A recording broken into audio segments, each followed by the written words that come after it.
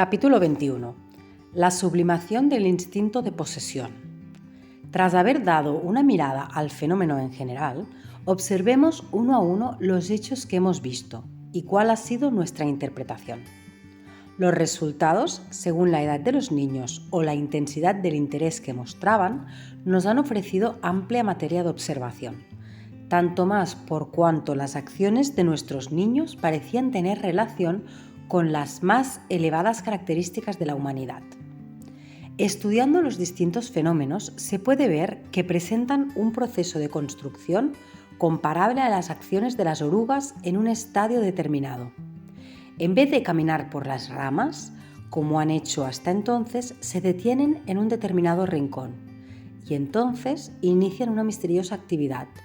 Dentro de poco podrá observarse una nubecilla de finísimos y diáfanos hilos, que son el inicio de la crisálida. Igual que en el caso de la oruga, en las escuelas el primer fenómeno que llamó la atención fue un fenómeno de concentración en un punto. En una niña de 3 años y medio que acudió a nuestra primera escuela, esta concentración fue de una intensidad impresionante. A su alrededor había montones de cosas interesantes, pero era imposible distraerla de su trabajo. Un tal grado de concentración solo se observa en algunos adultos, pero solo en hombres de carácter excepcional, y tal potencia de concentración en un adulto solo es propia de los genios. Naturalmente, el tipo de concentración de la pequeña de 3 años y medio no podía ser de la misma naturaleza. Como que se encuentra en distintos niños, hay que reconocer que debe tratarse de una forma de construcción. En la construcción del niño, el punto esencial es la atención, del mismo modo que para trazar un círculo exacto con un compás es necesario fijar un punto. No es preciso que deba fijarse siempre del mismo modo, pero si no se fija la atención, no puede empezar la construcción. Sin esta concentración, los objetos poseen al niño, es decir, que el niño siente la llamada de todos los estímulos y pasa de una cosa a otra, pero cuando ha fijado su atención, se convierte en el dueño de su ambiente y lo controla. Cuando en el mundo de los adultos encontramos a alguien que cambia con frecuencia de profesión, hablamos de él como de un carácter inconstante y sabemos que nunca podrá asumir una responsabilidad en la vida. Mientras que de una persona que tiene una finalidad bien delineada y que sabe organizar su trabajo con pericia, tenemos la certeza de que realizará algo en el mundo. Nosotros damos tanto peso a esos hechos que con mucha frecuencia repetimos cuánto nos gustaría ver a nuestros estudiantes concentrados en el trabajo, pero desgraciadamente no lo conseguimos, lo que demuestra que es imposible obtener un resultado satisfactorio con medios puramente educativos. Y si no es posible con los jóvenes, ¿cómo podría una maestra obtener la concentración por parte de niños de 3 años y medio? ¿Y no es cierto que los niños consigan la concentración utilizando alguna fuerza de voluntad propia? El fenómeno ilumina con una nueva particularidad psíquica, el proceder de la naturaleza en su trabajo de construcción. La naturaleza impone intereses intensos al niño, intereses espaciales para la creación de cada elemento. Después de la concentración, llega el turno a la constancia. En efecto, he hablado de la repetición de ejercicios que no tienen una finalidad externa y que por ello deben tener una finalidad interior. La repetición, que empieza después del primer fenómeno de concentración, es una especie de adiestramiento que indica la construcción de este otro elemento de carácter humano. También aquí la voluntad no es del niño, sino de la naturaleza. Con ella se afirma en el individuo el poder que tienen algunos adultos de llevar a cabo lo que han emprendido. Este es, en efecto, otro fenómeno que se presenta en el niño junto con la repetición de los ejercicios, la determinación de llevar a cabo sus propias acciones. Los niños de nuestras escuelas eligen libremente su trabajo y no dejan de ejercer esta determinación. Lo hacen cada día durante años. Cuando nos encontramos con personas que no saben lo que quieren, decimos que no tienen voluntad. Y de las personas que saben lo que quieren, que comprenden lo que deben hacer, decimos que tienen una fuerte voluntad y que saben guiar sus propias acciones. Los niños determinan sus acciones en base a las leyes de la naturaleza y los adultos en base a la reflexión. Es evidente que para ejercer este poder es necesario que el niño no tenga siempre al lado a alguien que le diga lo que debe hacer en cada instante de su vida, porque esta determinación proviene de la posibilidad de las fuerzas internas. Si alguien usurpa la función de la guía interna, el niño no puede desarrollar ni la determinación ni la concentración. Así, si queremos que se afirmen estas cualidades, ante todo tenemos que hacer que el niño sea independiente del adulto. Y por lo demás, el instinto más fuerte del niño es precisamente liberarse del adulto. La cosa resulta lógica si consideramos las conclusiones, pero el niño no lo hace por lógica, actúa por naturaleza. Es la naturaleza que, como hemos dicho, da la pauta especial que tiene que seguir. Aquí puede observarse el paralelismo entre el desarrollo del carácter en el hombre y en los animales, porque también los animales deben seguir su camino y no lo hacen liberándose de la dependencia de los adultos de su especie. Hay leyes naturales que guían el crecimiento y la formación, y el individuo debe seguir estas leyes para construir su carácter, su psique. La construcción de la psique puede seguirse en todos sus elementos, y la observación confirma que el carácter del hombre no solo es el resultado de la educación, sino un hecho que pertenece a la compleja guía del universo. Es la voluntad de la naturaleza, no es el resultado de nuestra imposición, es un elemento de creación, no de educación. Lo demuestra el otro fenómeno que acompaña a los anteriores, la desaparición de algunas actitudes de vida frecuentes en los niños que no tienen la plena posibilidad de desarrollo. Uno de los defectos más comunes en los niños que han podido desarrollarse normalmente es la avidez de poseer. Pero en el niño normalizado, la posibilidad activa de interesarse en cualquier cosa lo conduce a un proceso en el cual lo que fija su interés ya no es el objeto, sino el conocimiento del objeto. Por eso el ansia de posesión sufre una transformación. Es curioso el hecho de que el niño que ha deseado ardientemente un objeto dado lo pierda o lo rompa. La actividad de poseer va acompañada de la de destruir, lo que es explicable si se reflexiona el hecho de que el objeto no tiene un interés duradero. El objeto atrae por un momento y luego es dejado a un lado. Por ejemplo, un reloj. Está hecho para saber la hora y este es un verdadero valor. Un niño pequeño ni siquiera concibe las horas y al no poder interesarse por su verdadera finalidad, cuando se apodera de él casi siempre lo rompe. En cambio, el niño mayor, consciente de la función del reloj, podrá desear saber cómo está hecho. Lo abrirá con cuidado para ver las ruedas y la maquinaria que al moverse señala la hora. Esta máquina complicada le interesa por su función. Este es un segundo tipo de posesión, el interés por el funcionamiento de los objetos. Podemos observarlo en otros campos. Los niños cogen flores para apoderarse de ellas y las destruyen. La manía de la posesión material y de la destrucción siempre van juntas. En cambio, si el niño conoce las distintas partes de la flor, el tipo de hojas, la curva del tallo, no nace en él el deseo de coger y destruir, sino el de observar. Experimenta un interés intelectual por la planta y se apodera de ella intelectualmente. Por ejemplo, matará a una mariposa para apoderarse de ella, pero si la vida y la función del insecto han despertado su interés, entonces se concentrará en la mariposa, pero para observarla, no para apoderarse de ella y matarla. Y esta posesión intelectual se manifiesta con una atracción tan fuerte que casi podemos llamarla amor. Conduce al niño a tener cuidado con las cosas y a tratarlas con extremada delicadeza. Podemos decir que esta pasión, si es dictada por un interés intelectual, se realiza en un nivel superior e impulsa al niño a progresar en el estudio de la vida.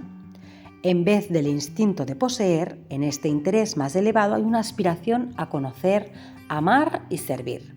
Del mismo modo, la curiosidad se sublima en la investigación científica. La curiosidad es un impulso para aprender. Cuando el niño se apasiona por un objeto y lo ama, entonces rebosa de celo para conservar todos los objetos. La transformación de los niños en nuestra primera clase nos demostró cómo pasan del deseo de posesión a un sentido más elevado de amor y de esmero por las cosas que se les confían. Sus cuadernos ya usados no presentaban ninguna mancha ni ninguna arruga, al contrario, se encontraban limpios e incluso adornados. Cuando consideramos la humanidad en su grande tal como se nos muestra a través de la historia y de la evolución, vemos que esta aspiración a lo sublime es un instinto del hombre, el cual intenta penetrar en cada campo para proteger y mejorar la vida y ayuda a la vida con la penetración intelectual. El agricultor no se pasa la existencia cuidando plantas y animales, ¿y acaso el científico no está siempre manejando con cuidado microscopios y lentes? La humanidad empieza apresando y destruyendo y termina amando y sirviéndolo, todo con su intelecto. Los niños que arrancaban las plantas del jardín ahora vigilan su crecimiento. Contando sus hojas, ya no se habla de mi planta, sino de las plantas. Esta sublimación y este amor son debidos a la conciencia adquirida por la mente. Nunca podrá evitarse la destrucción por medio de sermones.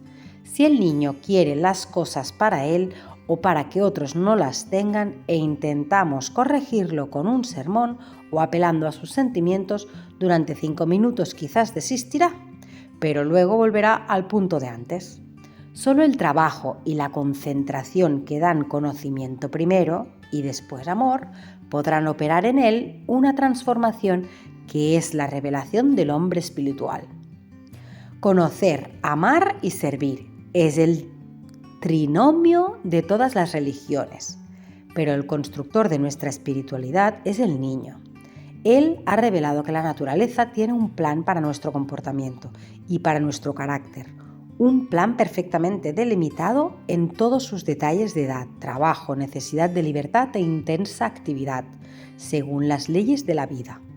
Lo que interesa no es la física o la botánica o el trabajo material, sino la voluntad y los elementos del espíritu que se van construyendo a través del ejercicio. El niño es el constructor espiritual de nosotros, los adultos, y los obstáculos que interpongamos a su libre desarrollo se convierten en las piedras de los muros del capítulo 22, Desarrollo Social.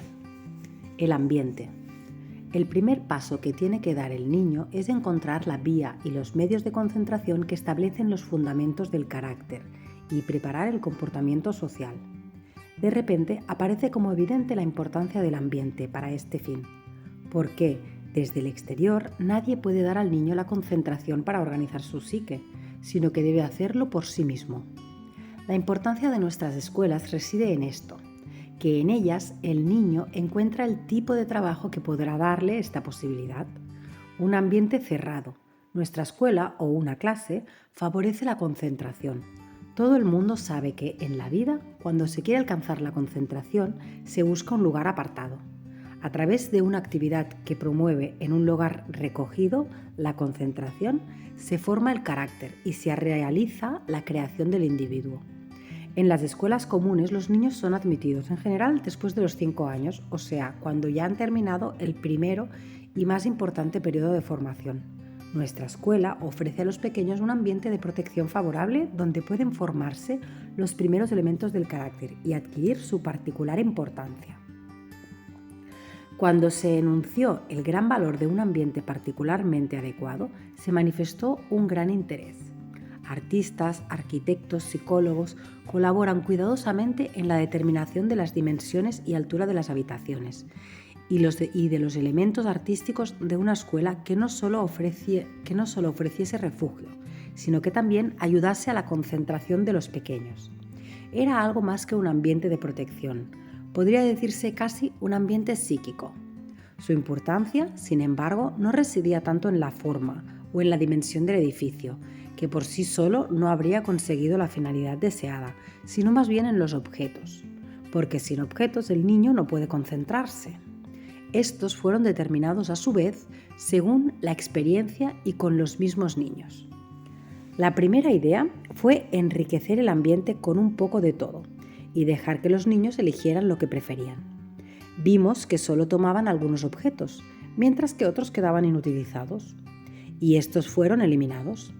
Ahora todo lo que tenemos y utilizamos en nuestras escuelas no solo es el resultado de experimentos en un solo país, sino en todo el mundo, y se puede decir perfectamente que ha sido escogido por los mismos niños.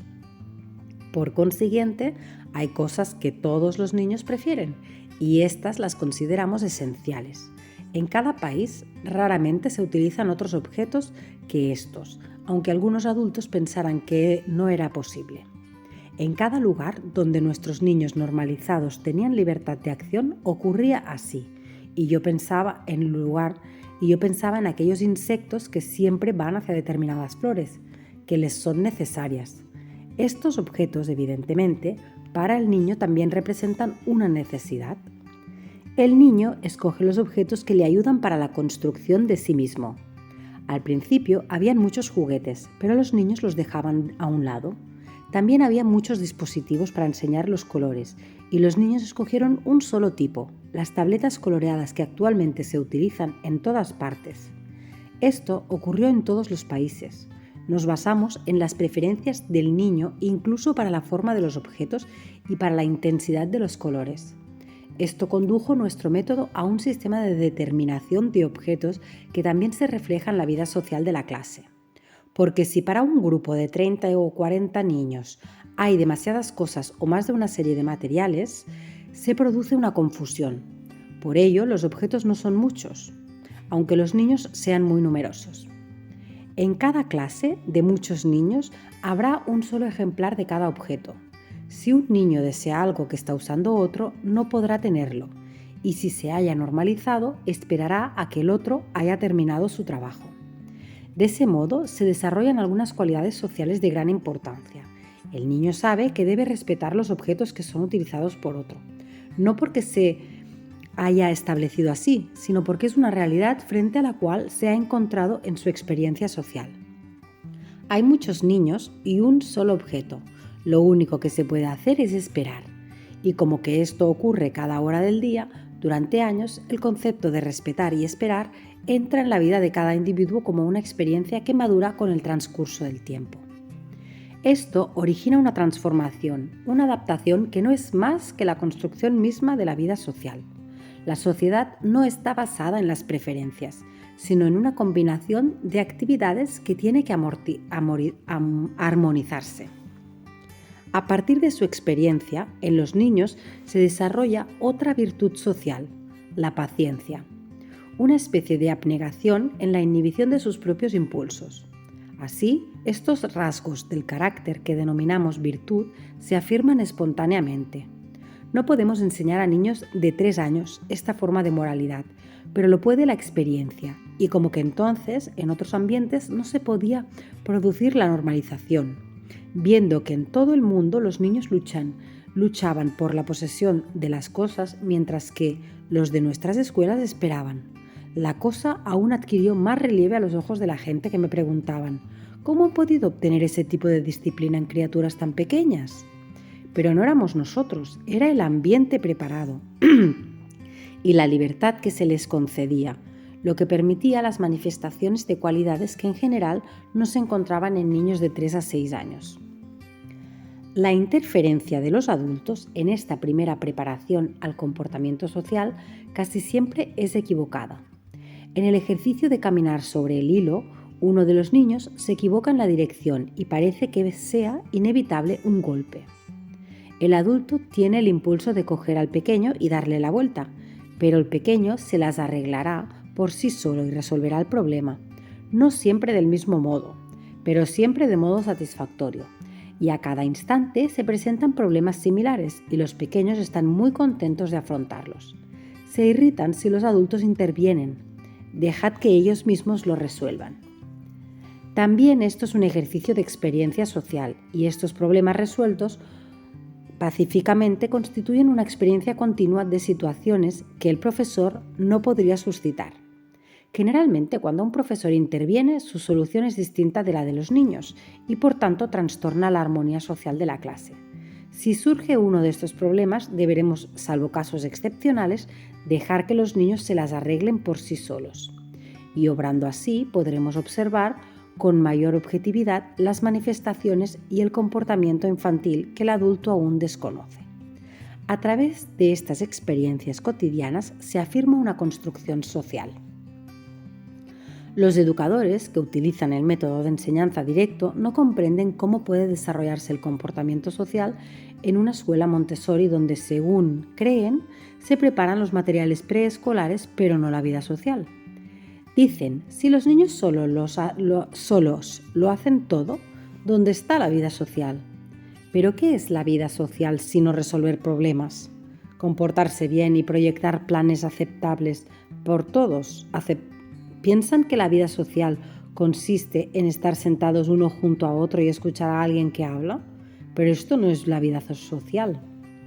Las únicas oportunidades de vida social que tienen los niños en las escuelas comunes son los recreos o las escasas excursiones, mientras que los niños de nuestras escuelas siempre viven en una comunidad trabajadora. Vida social. Cuando las clases son numerosas, se revelan mejor las diferencias de carácter y más fáciles son las distintas exigencias. Estas últimas resultan difíciles cuando se trata de pocos niños. El mayor perfeccionamiento de los niños se produce a través de las experiencias sociales.